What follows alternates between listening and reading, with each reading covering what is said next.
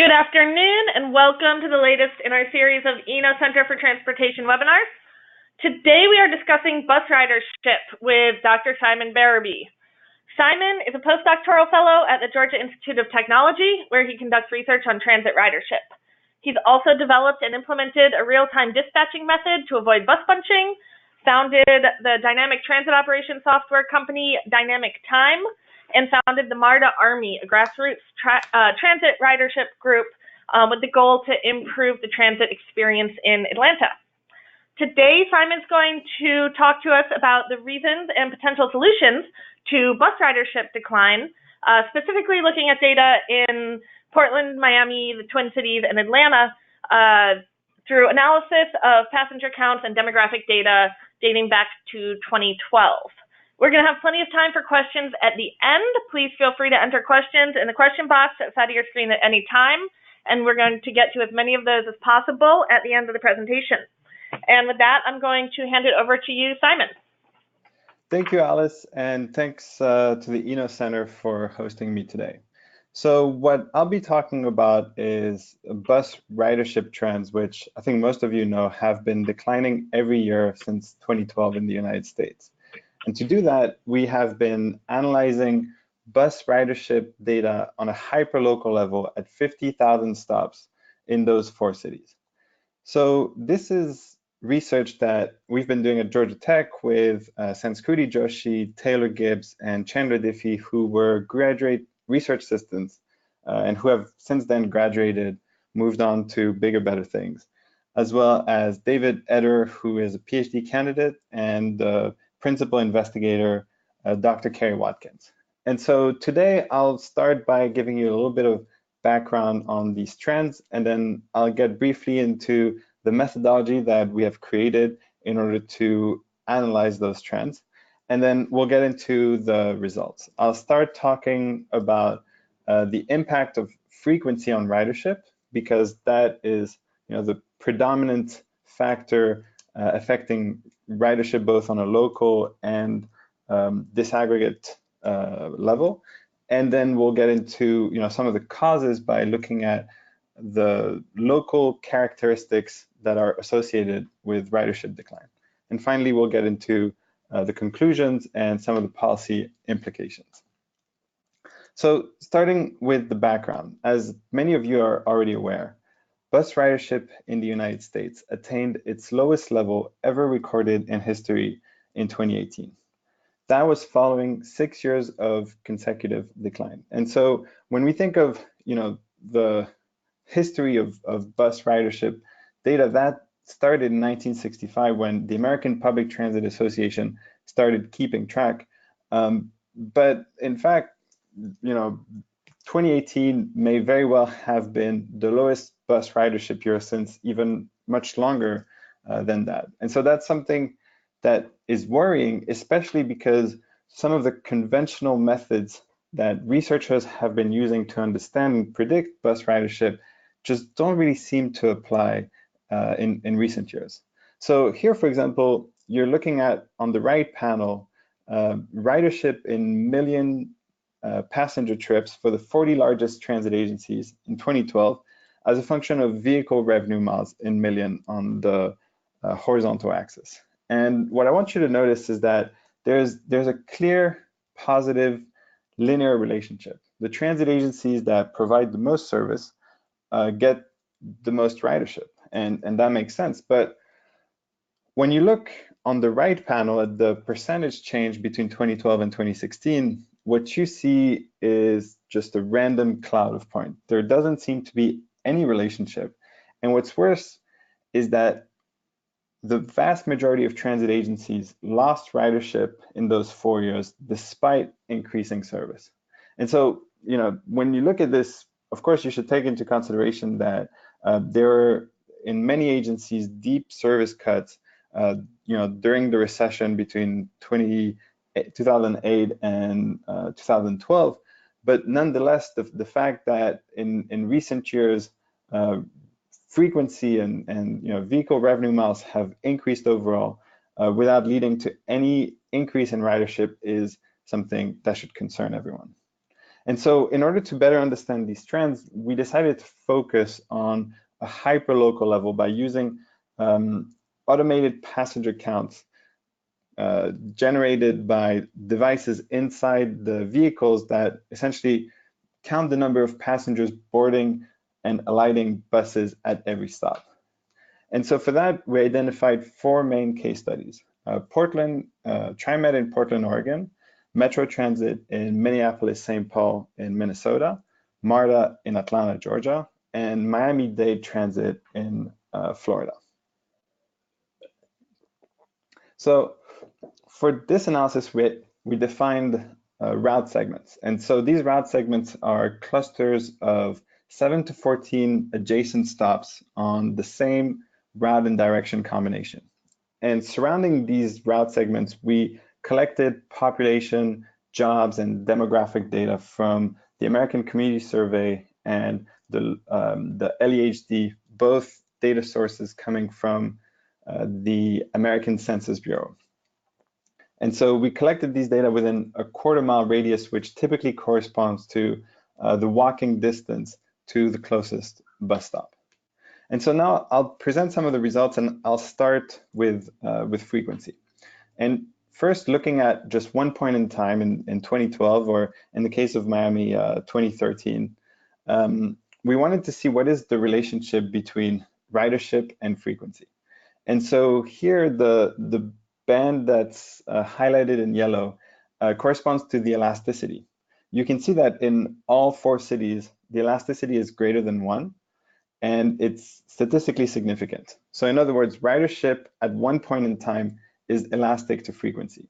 And what that means is that higher frequency routes have a greater productivity, which is measured in passengers per trip. So this is something you can actually see graphically here, where you have passenger boardings per trip, so productivity on the vertical axis, and frequency in total number of daily trips on the horizontal axis. So what I want you to notice here is that there's a clear positive linear relationship in all 4 cases. In other words, the most frequent routes are also the most productive. And really, there's 2 ways to interpret these results. The first one is to think that, frequency causes greater productivity, that, when you provide more service in an area, more and more people are going to want to use this service, not just because it's, there's a greater quantity and capacity of service, but also because it's more reliable. Another way to think about this is that the causation happens in the other direction, where transit planners strive to maximize ridership among other policy objectives, and so they'll provide service in places where they believe the most latent demand lies. And so in order to evaluate which of these 2 hypotheses is explaining what we're seeing here, the fact that the most frequent routes are the most productive, we decided to look at those ridership trends over time. And so here you have essentially the same model, but instead of measuring ridership and frequency at one point in time, we're measuring the change in ridership and the change in frequency between 2012 and 2018. And for some transit agencies, the dates are slightly different depending on the data availability. So what I want you to see here is in the yellow highlighted band, you can see that for every transit agency, in fact, ridership is inelastic to frequency. The coefficient is less than 1 and statistically significant in every case. In other words, increases in frequency typically lead to a decline in productivity. Every time you add one more, or typically when you add one more bus to a route, that bus will generate less ridership than the average bus that's already on the route. So in other words, frequency has diminishing returns in terms of ridership. So the next thing we wanted to see is whether the elasticity of ridership to frequency was somehow sensitive to prior frequency. Are frequent routes more or less sensitive to changes in frequency? And what we found is that in Portland, Miami, and Atlanta, the most frequent routes were actually the least sensitive to changes in frequency. Minneapolis is not included in this figure because it wasn't statistically significant, although those results were actually pointing in the opposite direction. Anyhow, the way you can interpret this graph is, for example, in Atlanta, when you look at a route that has 25 trips per weekday, and if you were to increase frequency by, say, 1%, then you would expect ridership to increase by about 0.75%. But if you were to increase frequency by 1% on a route that already has 100 vehicle trips per day, then the increase in ridership would only be 0.4%. And so, remember that these frequent routes are already the most productive. So this 0.4% might actually be more absolute ridership than the 0.75 of one of those coverage routes. But nonetheless, it is concerning that the most productive part of the network is the part of the network where increasing frequency has the least impact. And so now getting into the second part of these results, we wanted to look at the local characteristics that are associated with the change in ridership over time. But first, we looked at the connection between ridership and demographics just at one point in time in 2012. And so here you're looking at a graph with lots of numbers and stars, but what I want to point your attention to is that the yellow highlighted row, which is the factor for the proportion of local residents whose maximum level of education is high school, in other words, who didn't go to college, is positive and significant in every city. And the other thing that's interesting is zero vehicle households are positively associated with ridership, although not always significantly, and the proportion of white residents is negatively associated with ridership, although not always significantly. So this is very consistent with the literature, and I think most people's experience knowing cities, and it's actually something you can see graphically when you plot the ridership per trip per capita as a function of the proportion of residents whose maximum level of education is high school. As you can see here, there's a positive relationship. And so, that means that, there's a clear connection between bus ridership and socioeconomic status. And so that led us to wonder, what was the connection between the socioeconomic status and the change in ridership over time? And so here you have essentially the same model as before, except that instead of looking at the ridership at one point in time, we're looking at the change in ridership between 2012 and 2018. And here the proportion of white residents is a variable that's significant in all four cities. And what we see is that in all cases, neighborhoods that have greater proportion of white residents are losing ridership at a faster rate. In Miami and Atlanta, what's also interesting is that the proportion of zero vehicle households and highly educated residents, and by that I mean college or more, is also associated with the ridership decline. So you can actually see these trends graphically. Here you have the log relative change in ridership as a function of the proportion of white residents within a quarter mile of each route segment. And so although even neighborhoods that have low proportion of white residents are also losing ridership, predominantly white neighborhoods are losing ridership at a faster rate. And so and so this leads us to conclude that the decline in ridership is probably associated with something that has changed in the behavior of white, and in the case of Miami and Atlanta, educated and carless residents. So now, getting into conclusion, I'll start with the causes of the ridership decline, and then we'll talk about some of the solutions. So first, looking at the causes, demographics is not the cause of the ridership decline, of course, but it gives us an important clue that white, educated, and carless neighborhoods are losing ridership at the fastest rate, even though ridership is declining across neighborhood characteristics. The first thing is that this trend coincides with the growth in telecommuting, which has increased both in the percentage of people who do it and the frequency with which they work from home, and ride hailing, which of course only came around in 2012 when bus ridership started declining. Both of these phenomena are associated with white, educated, and carless people. So whatever the underlying cause of this decline it probably has to do with these demographic groups. The second interesting implication is that one of our initial hypotheses was that the lower car ownership costs may be one of the leading cause of this ridership decline. And the reason one would think that is because mortgage rates for cars have been declining, gas prices have been declining, and the economy has been improving, especially for low-income and minority people. However, if that really was a major cause of ridership decline, then we would see a greater decline in neighborhoods that are non-white and have lower educations. And finally, the implication of this research for service allocation are first that the market for bus service remains very niche. It's demand is still closely linked with socioeconomic status. Transit agencies depend on the people who depend on the bus, basically.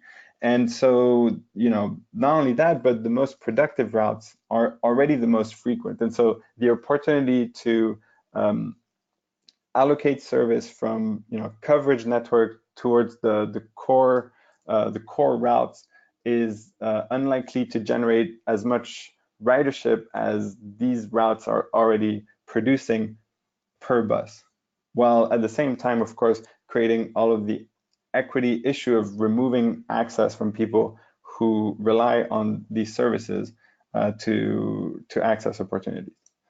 The second finding is that increasing service provides limited growth potential.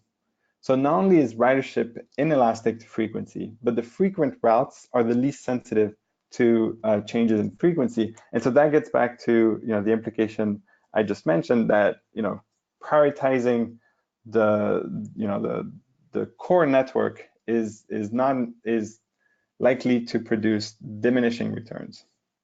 And so from this, the recommendation that we identified is that because supply side measures are insufficient alone to really increase ridership, but at the same time are necessary to face some of the environmental, social, and health crises facing cities today, matching these measures with demand management or demand side measures is a way to increase ridership overall. And so there's three main measures that have been identified in the literature to increase ridership: speed and reliability, so bus lanes and transit signal priority; land use, making it easier for people to live and work near places where transit is already provided; and pricing alternative modes according to their true cost to society.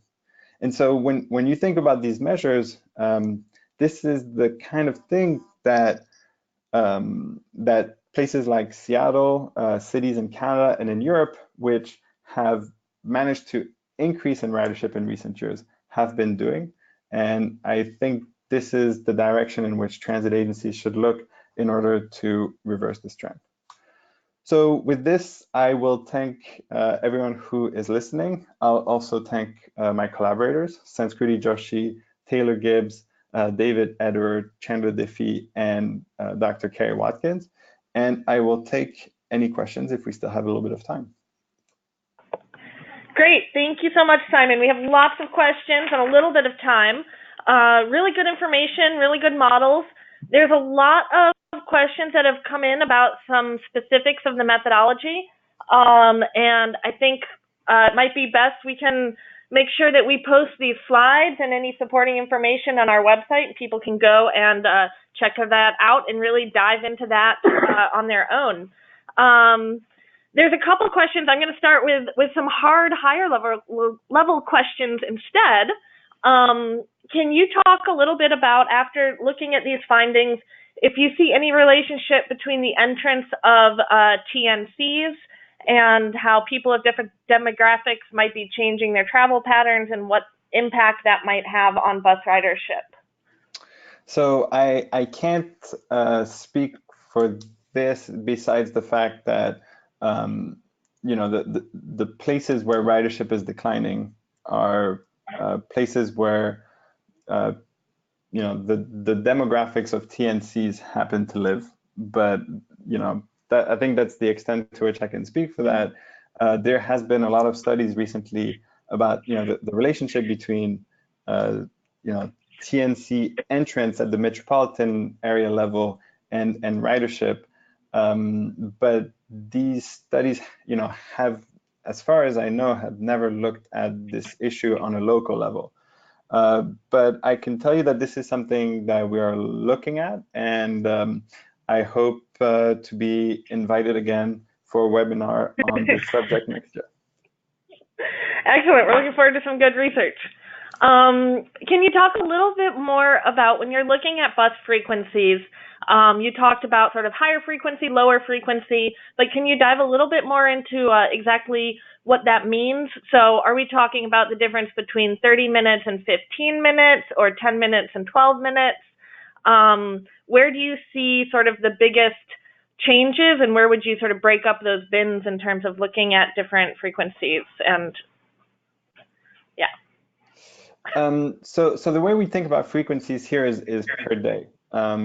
But if you think of a typical transit agency that operates, or a typical route that operates, say, 18 to 20 hours per day, the headway on one of those routes where 100, the daily frequency is 100, is one bus every is 5 buses per hour. So we're talking about 12 minutes on the extreme end on the right of this graph, and on the left we're looking at about 1 bus per hour.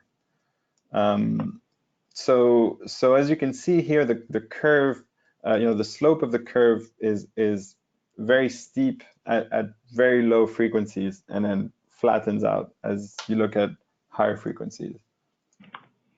Great. Can you talk a little bit about, this is another hard question, all of the data that you looked at are sort of in urban fixed route, fairly frequent services. Do you think this research could be applied to inner city bus service, or sort of more suburban contexts, or is it really just other urban centers? What's the transferability here? Well, so these 4 agencies that we have been looking at are similar in the sense that they're all large to mid-sized transit agencies carrying anywhere between 50 and 60 million passengers per year, and they all have excellent passenger count data. But other than that, I think they represent a pretty wide cross-section of transit agencies in the United States, in the sense that they have widely different MSA population, vehicle revenue hours, but most importantly, when you look at the percent of people in the region living in transit supportive densities, you have on one hand Miami-Dade, with 60% of people live in places where, according to the Transit Capacity and Quality of Service Manual, you could reasonably run a bus route through this neighborhood, whereas in Atlanta, only 11% of people live in such places. In addition, these 4 cities are represent 4 different corners of the country, and so I think that the trends that we're seeing, and especially that are consistent in all 4 cities, probably apply to other cities of similar sizes. Got it. And as a follow-up to that, In terms of the data that you used to do these analyses, are these data that are available through a lot of agencies for people to be able to sort of do this on their own and see, in their own local context what's going on? Or did you pick these 4 cities because they were really the cream of the crop of the data? So we really picked those 4 cities because they were the cream of the crop of the data. And actually, we contacted initially 14 transit agencies. And out of those 14, some of them had done network redesigns, which made the analysis complicated. But for the most part, transit agency who, as of 2012, already had APC data that was complete enough and accurate enough to represent ridership trends, are still few and far between. But as time goes by, I expect that more and more transit agencies will have sufficient data to do this kind of analysis. And one more point about this is there's an emerging standard called GTFS Ride, which is intended to make transit ridership data available. And I think that in the future, this type of analysis could be more automated and accessible. Great. Sort of to tie into some of your other research, somebody's asking, speed and reliability are mentioned in your conclusions of ways to reverse declining ridership. But what about incorporating elements like on-time performance, mitigating bus bunching? Absolutely. I think the idea here is, that the challenges currently facing cities require us to think about ways to increase the transit mode share, beyond the current niche market to which it is appealing. And so in order to get people who would otherwise never consider to ride public transit, I think reliability is absolutely necessary. And you mentioned bus bunching, which is, a very important detriment of reliability in places where frequency is high and where transit ridership is already pretty important. Great. All right, I'm going to ask a couple questions diving into the models a little bit more. And the first one is about models that you didn't run. Maybe you did and didn't present them. But did you look at all at differences between weekdays and weekends, or peak and off-peak, or different types of trips potentially? Were there any sort of more specific models, and what did they show, or why didn't you use them? So this analysis did not look at peak and off-peak and weekday and weekends, but I would direct people to an analysis from the MBTA called Location, Location, Location, which did that, and I think that will be of interest for a lot of people. And we're actually conducting a similar analysis for a TCRP study A43, and so I'm although I don't have any results to present on this yet, I'm excited to find out more about that. Excellent. And then as a follow-up to that, there was a question also. Thank you for pointing us towards another study. Do you know if there's any international studies looking at different, maybe land use or cultural contexts that look at similar issues? Well, not that I'm aware of, but also more generally, I think this study is unique in the sense that it's one of the first to look at bus ridership on a hyperlocal level, so at the stop or route segment level over time. And the main reason for that, I think, is that data just wasn't available up until recently, and that's also the reason why we had to develop our own models to take care of a lot of the noise that's happening around the APC data, and in order to also filter and process the data. Excellent. And I'm going to ask you one more model question. I think that's all we have time for. When you were looking at elasticity, you were looking at service miles. Did you think about looking at service hours as well? And what differences do you see there? That's a good question. Because we're looking at such a disaggregated level, we wanted to essentially create a measure that corresponded both to the perspective of the passenger, but also that could be, and the way we did that was to take into consideration population and jobs within a quarter-mile radius, but also at the same time link it back to a metric that transit agencies could relate to, the scarce resources that they have and how they allocate these resources on their bus network. And so,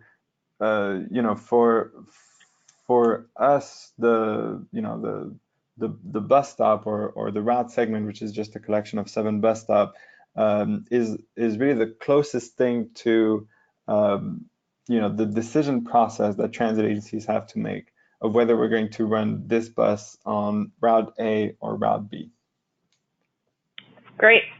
Well, we are past 4:30. Thank you, Simon, so much for sharing your research and for your time. With your permission, we will put these slides up on our website for everybody to take a closer look if they're interested. Thank you, everybody, for joining us and for all of your great questions. Ina will stay on top of the topics at hand of bus ridership, demographics involved in that, and continue to see where the research takes us. You can find all of our webinars and sign up for Eno Transportation Weekly on our webpage, enotrans.org. We hope to see you next week on our webinar on mobility on demand contracting, which is Tuesday in the afternoon at 2 o'clock. Thank you very much. Have a good afternoon. Thank you all.